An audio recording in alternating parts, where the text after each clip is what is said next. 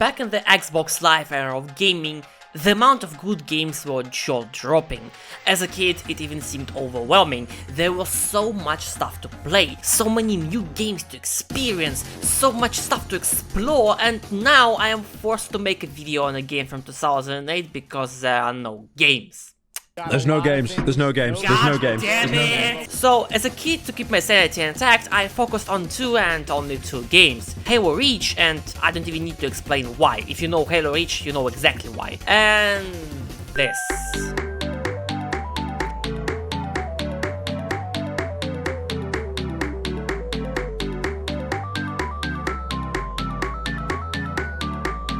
Bast, what in God's name is going on? Good question, Mr. Strawman. I have no clue. This thing was my childhood, you know, my jam, my royal god, my hit action, my crushing castle, my I'm out of analogies. But why did edgy, small and overall dumb kids such as myself decided to chill in this 2D beat-em-up after dunking on some kids on Pinnacle? Well, it is simply because this game is a masterpiece.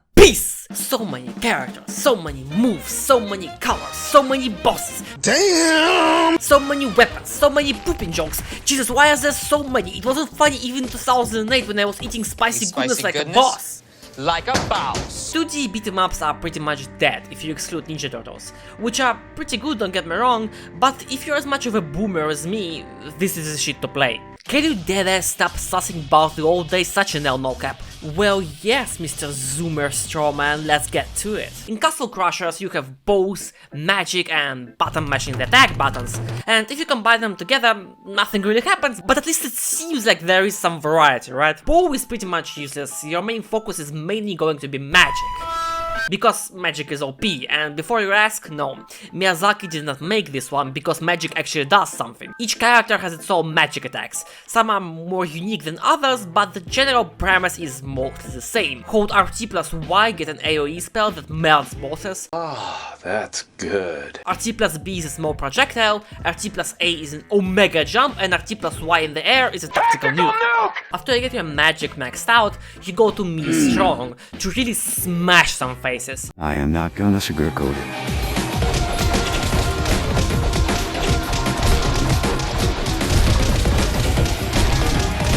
The combat is actually not that deep.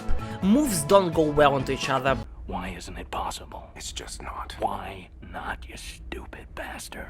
But there are some cool combos if you know exactly what you are doing. But back in my day, it wasn't the case at all.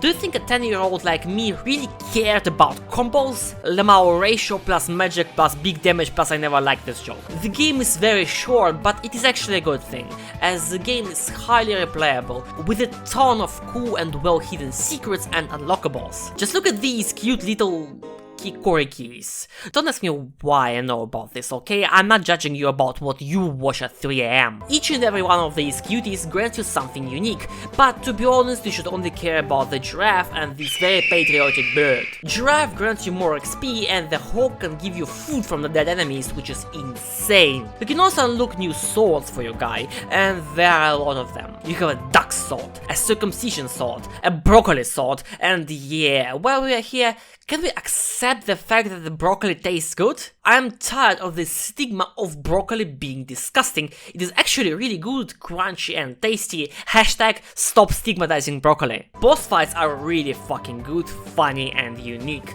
Like, what the hell is this? What is going on? Why is Germa chasing me? There's also a huge amount of details that is persistent on every single level. Backgrounds are well drawn with a lot of jokes and funnies, and some are more funny than others, but nevertheless.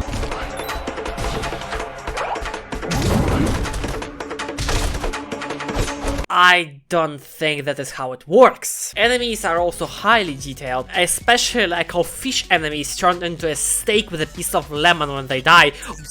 Or this genius corn boss that drops popcorn when you hit him, or this boss that has a puppet on his hand that shows rocks for some reason. It is awesome! But what is baffling to me is that each and every enemy you fight is actually playable. Some of the bosses are excluded, obviously. You can unlock these dudes by beating the game with a certain character, and each character basically unlocks a new one. Some of them are dumb and uninteresting, and some are a necromancer and the boss sword fella. And if you have never played the game before, boss sword dudes are OP. HP, but the worst thing about them is that there are only 2 of them, and the game is for 4 players. So what will happen is you hop on the lobby and people will immediately lock in the guy, and the ones who don't get him are simply waiting for them to change, thus holding the lobby hostage. Xbox Live was the shit, huh? Dude, they can hear me, and I can hear them. The fucking bro, come dance Nevic Hospitality, or come out my house, and I'll break your fucking legs. That's the coolest thing about Xbox Live. I forgot to mention it in the beginning, but please, for your own good, play this game with 2 to 3 friends, as solo it is not that enjoyable. But Baz, you are playing it solo.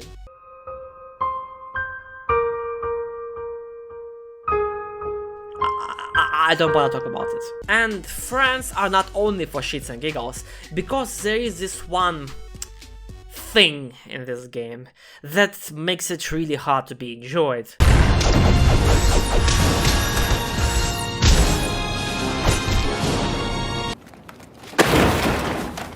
This fucking beat traumatized me as a kid.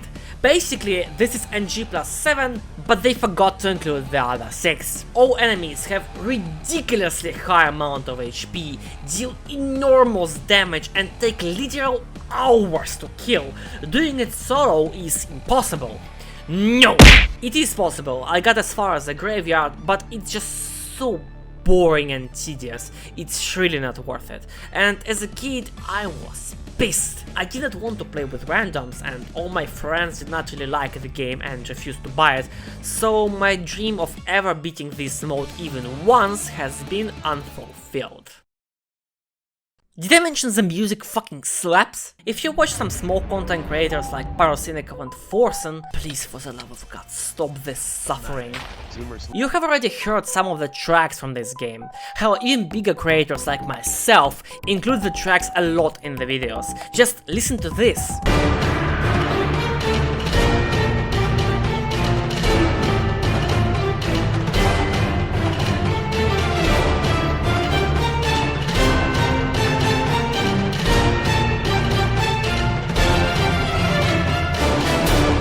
Or this!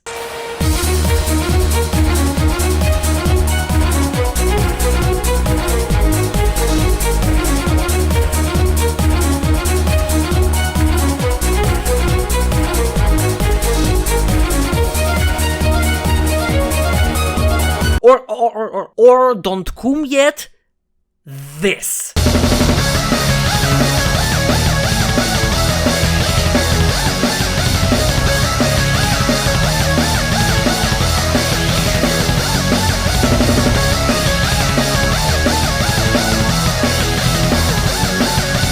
As usual with these games that seem repetitive at first, the music is that last piece of a puzzle, making the process of beating the living shit out of knights, beasts, ninjas and aliens this much more enjoyable. So if you have now played the game yourself, grab some hobbies by their asses, say full homo, and go try this absolute banger for yourself. And if you did play the game before, maybe it's time for another go, huh?